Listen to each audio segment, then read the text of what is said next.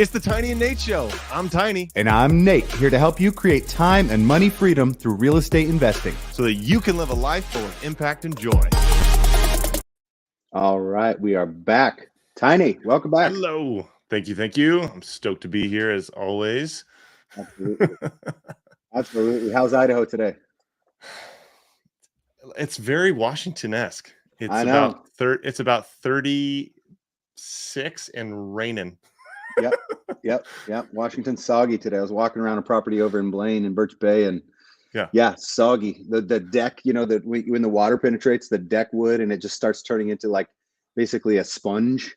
Well, it's worse here. It's like someone took a white slushy and just dumped it everywhere, and you step in and it feels like goo. It's terrible.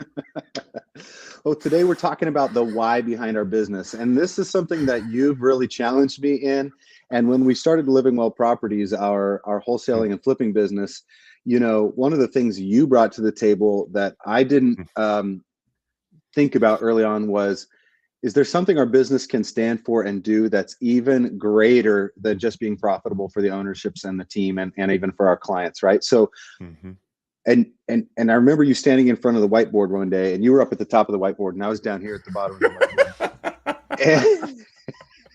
Which is perfect. Like, everybody should have a friend who's half their size to stand at the whiteboard and do stuff with. It's really convenient. But you brought something to the table, and that was a group called For Africa. And I'm just going to ask you this question to get started. Sure. Why was it important for you that our business have a mission beyond its core business mission? Yeah. So basically it came from asking other business owners who are way ahead of us in their career and in their business, asking them a bunch of questions, being a curious little kid, and then discovering that there was a consistent, like the ones I really respected them as men and as business leaders, and just people that care genuinely about others and the people they serve. There was a consistent theme. There was a reason, like when they performed business, there was a consequence in the form of good that was done to someone completely not involved. And there's probably a much better way of saying that, but basically there was a mission in their business that when they made money, part of that money went to go solve a problem that wasn't related to their community. It wasn't related to anything that would personally benefit them. It was somebody else far, far away that really needed some help. And I just thought that was powerful. I was like, yeah, why not? Like, I think that's how change is going to be affected globally, is going to be through business. I think a lot of people believe that and are starting to see the power of that change happening. And it's through business owners that make those decisions, kind of one at a time. Okay. Yeah. So we chose a group called For Africa, number 4 Africa, to basically take a portion of every time we renovate and resell a house, to take a portion of those profits and invest it back in their mission. Why don't you basically just give a brief overview what For Africa is, who they are, what they do? Sure. So before I do that, let me just kind of disclaimer out there. This episode is not to go, hey, look how awesome we are, we do this cool thing. I really hope that whoever's watching this is encouraged to, this is part of that fulfillment, impact, and joy part in the statement of why we do this. This adds a tremendous amount of joy and fulfillment to our work, because we know, like, when a deal's on the line and we're pushing to close or fix all the problems or one of the thousands of things that you have to work through in real estate, it's more than just a paycheck. Like, it's more than just a number. It's like, this is going to have a really big impact, like, for more than just us. And so you can have that why in your business. You can have that in whatever kind of thing you're setting up, if you want to. So yeah. Who is For Africa? What do they do? Kind of that stuff. For Africa is an organization. They started under a different name, but they've been around for about 20 years. And they basically solve several systemic problems in South Sudan and Eastern Uganda. So that area of the world, as most people know, has been hit with brutality and genocide. That's basically wiped out a huge portion of the population. There's a big age gap.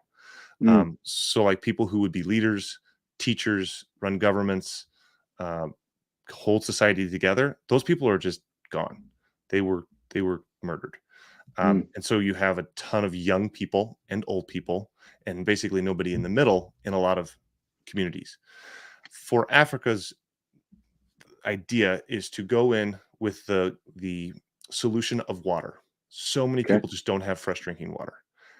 That is such a basic human necessity that if you don't have that, you can forget about higher education. You can forget about safety and security and like free elections. You can just all that goes out the window. If you can't survive, none of that stuff matters. So when a mom has to walk several kilometers to go get fresh drinking water that's safe for her children, that leaves the mom exposed, and that leaves the children home alone with no protection.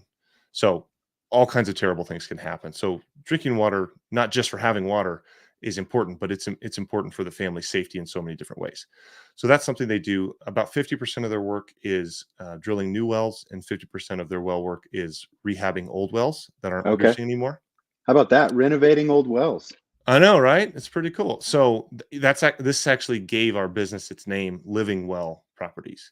So this is one of the three wells that represents, which is pretty awesome. So the other is the buyer and the seller living well. Those are the two out of three. This is the Yeah. third. Yeah. So the for God component, all in for Africa, for God. The for God component is this.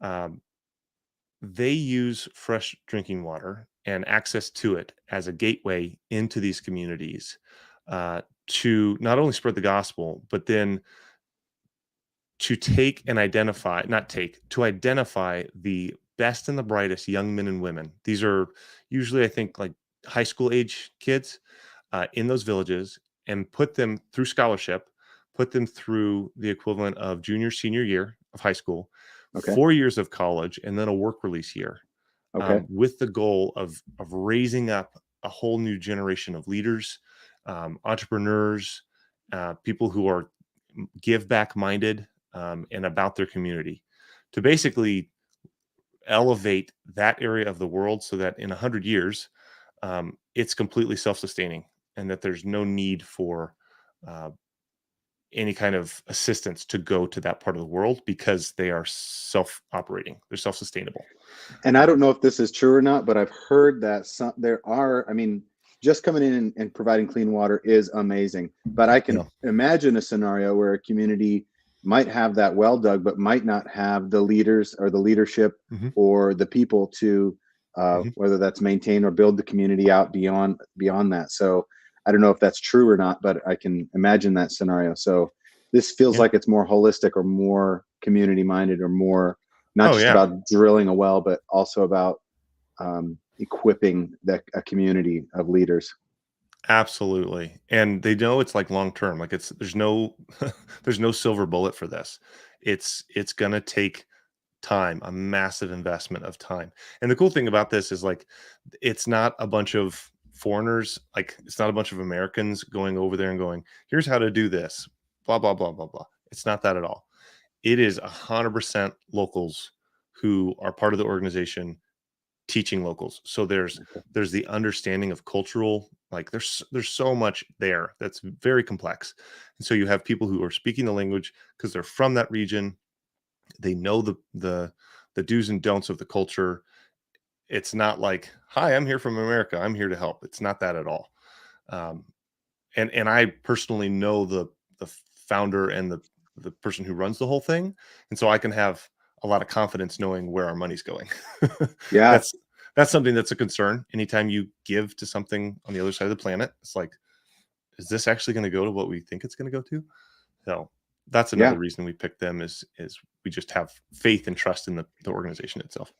yep, yep. Yeah. I want to mention something that's a little bit taboo, but I think it's worth having the transparent dialogue between the two of Sure. us right now. We have another friend who has done something like this with their business where they said, I'm going to give X% every month of my business profits Hmm. to something that I believe in. And then they later had to backpedal some of that. And we've even had to figure out like which portion from which profits, where Yep. Because when you're launching a new business, if you want it to be mission minded and to have a long-term impact on the world, you have to freaking have a business that is sustainable, right? Right. You have to So survive. Yes. yeah. What's the famous saying your dad says about the first rule of business? Don't run out of money. He's like, as long as you don't do that, you're good. Rule number one, don't run out of money. Right. Okay. Yeah. Okay. So survive. Yeah, I got it. So that's good. But the reality is, so I guess I'm thinking about somebody else out there who might be wanting to make an impact, and maybe they're trying to make that decision like, how do I know how much of my profits to give out? Do I do it every time the profits come in? Do I do it out of annual or quarterly, profitability? And this question kind of ties in too, I think, with Profit First, the book by Mike Michalowicz that we're working through right now on our own banking. Which, God bless you, sir, for working with frickin' Chase Bank all day today inside of the phone tree, trying to get our banking, a new set of banking set up. Totally lost my cool, but thank you. Yeah. So now that I've ranted for a little while, the question really is, what are some questions that a business owner could ask themselves to process? How much do I give? When do I give? So that's a great question. And before you had mentioned Profit First, that's what it was up in my head. That's what's popped up, was like, I would start with that. So I wouldn't, something we did, just learning lesson, is we were like 10%, 10% of the profits that we make is going to go to this. And 2021 was a tough financial year. I think for anybody in real estate, they would know. And so that really squeezed us. And so we're having to look at that and go, is that sustainable? Are we able to feed our families if that's what we're doing? And so we're figuring that out, and we're working with that. But to your point, we were given some advice, I think, from some older business people of like, you're gonna kill your business if you do that. And we're like, no, we can do it. Maybe they were right. So we're working through that and figuring out what is sustainable for us. I would say it's more about your heart anyways. Like, if you claim you give a certain percentage, you better give that certain percentage. Okay. So if that's something you claim, you got to do that. If you don't claim that and you just say, hey, this is a mission we're passionate about, and we give to it, great, then do that. And whatever you feel is right.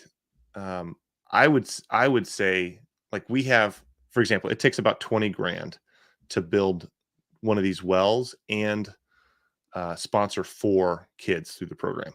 20 grand, which we're almost to, by the way. So that's pretty awesome. I would figure out whatever you're passionate about, see if there's some kind of like unit you can do. For us, it's like drilling our first well. Okay, we want to drill our first well in a year. Okay, great. Well, we're on track for that. Yeah. So break that down as opposed to like a percentage of your revenue. Okay. Well, our goal is to give, or is to fully fund a well in the next 12 months. So maybe you can make it like more project based as opposed to a percentage of your revenue. Yeah. Which, you're going to have to be consistent in budget for, but it won't kill your business if you have a hard year or quarter or whatever. So yep. I would, that's something that's tripped me up, that just I'm sharing, and just full transparency is like, I kind of got wrapped up in the percentage as far as like my identity, and felt like I was being I was being dishonest. And it's like, well, you're not going to do anybody good if you, sorry, my phone jumped in. I can't hear anything. I can still hear you. I can still hear you. Yeah. Okay. I don't know. We're live on YouTube right now. Right? I know. So my headphones something was playing in the background. I was like, what is happening right now? I can still hear you. You're good. Sorry. Whatever I was saying. The point was making sure that whatever you're giving is sustainable for your business, and you're not going to put yourself out of business doing it. Right. So here's another learning lesson from putting this why and this goal in front of ourselves. I don't think that when we first launched that we were really thinking about the Profit First model. And Mm-mm. again, that if you don't know what we're talking about, that's a book by Mike Michalowicz, and you go get it if you're an entrepreneur. Yeah. And it sounds like a a kind of crass title like profit first, but the idea is a lot of us don't a lot of us pay our expenses first, and then it's like whatever's left, that's our profitability. The Hmm. book teaches the concept of setting aside some money for profit Hmm. first, then and having these percentages so that your profit fund at the end of each quarter becomes a representation of how well you did managing your business. So I think if we had done that at the beginning, and this is probably what we'll do moving forward, is take a Hmm. portion of our profit fund, Hmm. which we are actively engaging in a discipline of setting aside some profit, and then there's another account. There's our owner pay, and then in another account there's our OpEx, and another account there's our tax fund.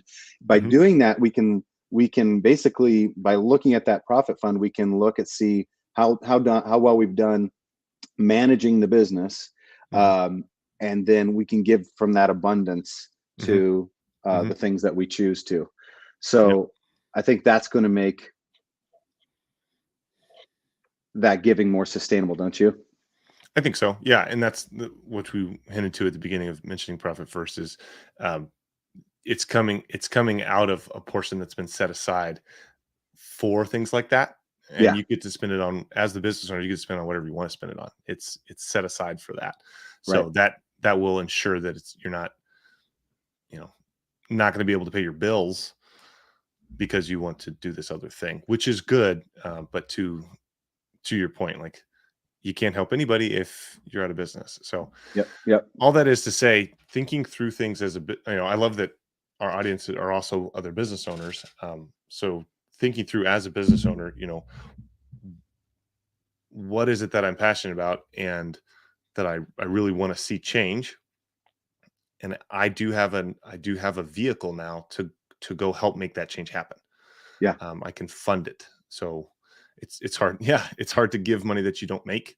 And so having another, I don't know, emotional engine or emotional energy source in your business that you can share with employees, contractors, vendors, clients, in the right way, that's powerful to get this. I mean, so this is how we use it in ours. We don't talk about this with homeowners who are trying to buy their property before, excuse me, typically before we have a contract with them.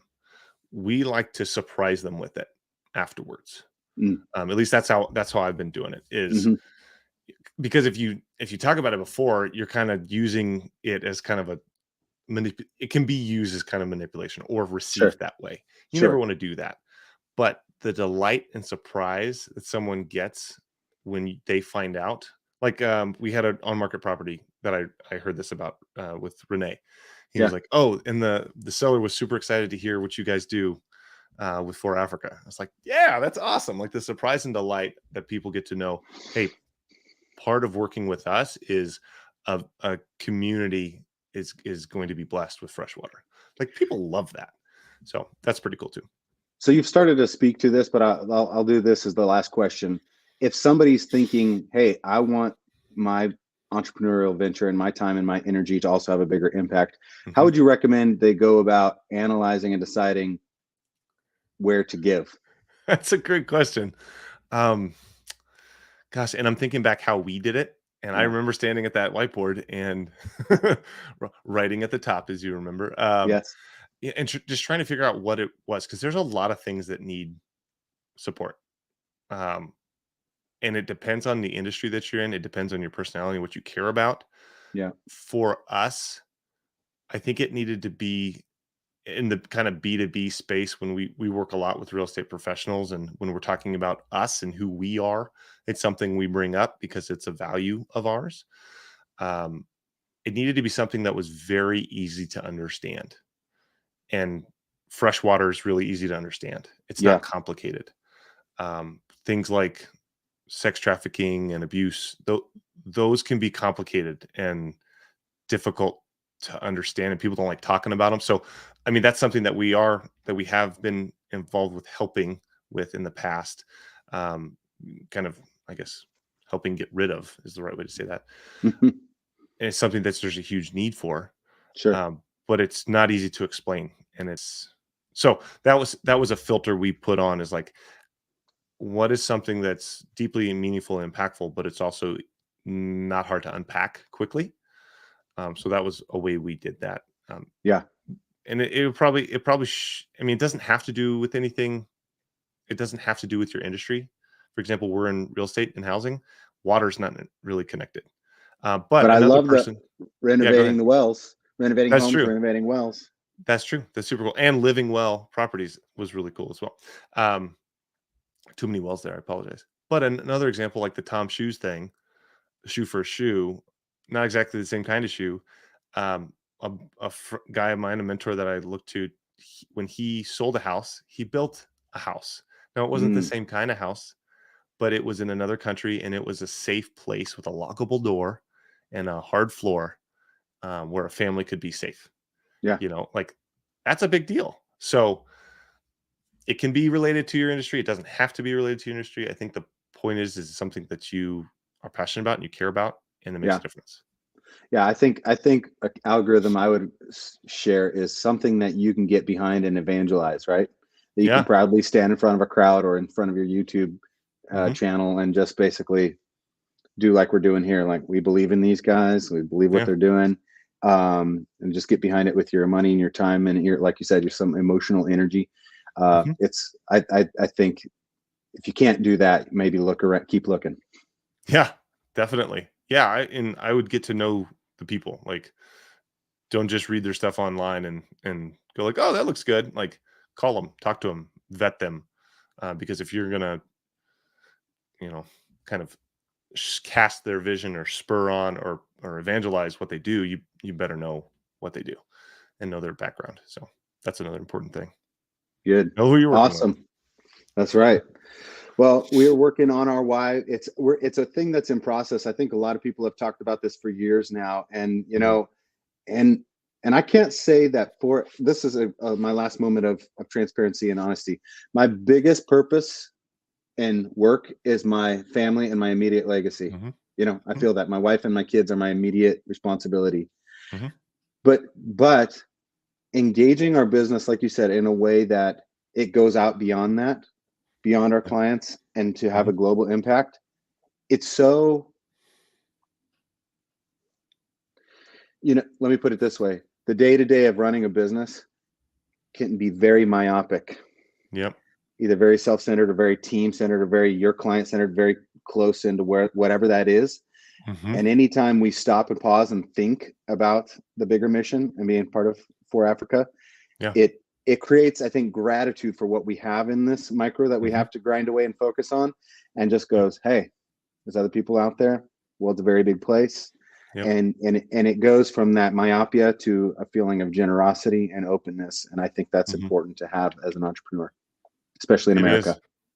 Yeah, for sure. And I mean, I can't tell you the number of times on a team meeting, it's helped kind of pull back the lens if we're dealing with something that's acute and kind of bumming everyone out, to realize like what we're all a part of, and Yeah. just reminding, because we work with people all over the planet, and it's pretty cool to say like, hey, as a team, the value that we're producing, serving someone over here, Hmm. don't forget, guys, it also helps these folks Yeah. in Africa.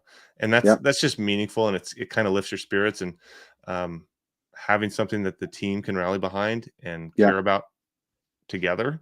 Yep. It's important. I think and it can be local. It could be super local. Like, Yeah. doesn't have to be someone across the planet. It could be someone literally in your community. Yeah. Yeah. Great, Yeah. totally good. Yeah, I That don't re- think that that part remi- matters as much. that reminds me, on any of your stand up meetings with the lead gen team, have you ever pulled Mhm. up that site and just reminded them that this is part of what they're Yeah, empowering? I've never pulled up the site, but I've definitely told them about. They know about it for Yeah. sure, and I've Yeah. you know I've brought that out. It's like, hey, just a reminder. I don't do it enough though. I definitely should. Yeah. I should do that Yeah. more. Yeah. Yeah. Once a month. I think once a month wouldn't be even too often, just to remind them Hmm. this month, guys, even as you're caring for your families and yourself and driving Hmm. this business mission forward, don't forget this is another piece that we're Yeah. all making happen, that you make happen. It's awesome. Hmm. Yeah. Tiny, got anything else to add about having a big why? Why having a big why is important? I just think it adds emotional fuel and depth to your fire as a business owner. And because this can be, I mean, it can be a grind, no matter if it's going super well or not. Like, success has its own challenges, just like struggling has its own challenges. Um, and if you don't have something like this Mm. in your business, I would strongly consider adding it, because I think the fuel it adds to your passion and to your energy is well worth it. Well Yeah. worth it. Yeah. Yeah. I don't think Yeah. anyone is ever going to get to the end of their life and be like, man, I wish I didn't give so much money away to good causes. Or, I wish I didn't help support so many people. I mean, maybe, but probably not. Yeah. So, Yeah. yeah. Good. Well, we'll leave it on that. Till the All next right. time. We'll see you next one. Thanks, Tiny. Bye. It's the Tiny and Nate Show. I'm Tiny, And I'm Nate, here to help you create time and money freedom through real estate investing. so that you can live a life full of impact and joy.